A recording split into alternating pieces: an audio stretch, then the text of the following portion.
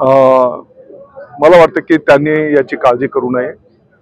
हा, निधी शेतकऱ्यांच्या खात्यावर जातो का त्याची खातरजमा त्यांनी करावी। त्यांना दररोज 9:30-10 वाजले की पोटशोळ उठतो। तुम्ही पाहिलं असेल की जेव्हा ते अतिवृष्टीची पाहणी करायला गेले होते ते स्वतः एसी गाडीमध्ये बसून राहिलेले होते, बदाम काजू खात होते। तुम्हीच मीडियाच्या बांधवांनी त्याचं टिप्पण केलेलं आहे।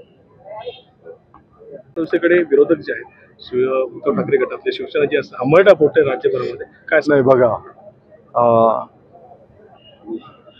आताची मदत म्हणा पाठीमागच्या कोणतेही शासन असू दे, शेतकरी बांधवांचं जे नुकसान होत आहे 100% तर ते भरून येत नाही।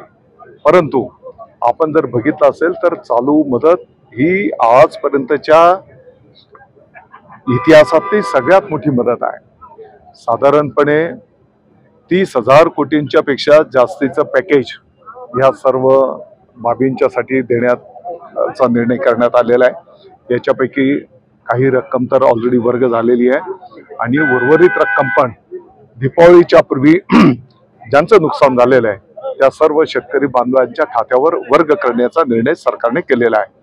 NDRFच्या निकषांच्या पेक्षाही जास्ती दराने मदत त्या ठिकाणी द्यायला घेतलेली आहे आणि म्हणून मला वाटतं की हा एक स्वागतार्ह निर्णय त्या ठिकाणी आपल्या सरकारने केलेला आहे। दादा 31,000 कोटीचं पॅकेज आहे।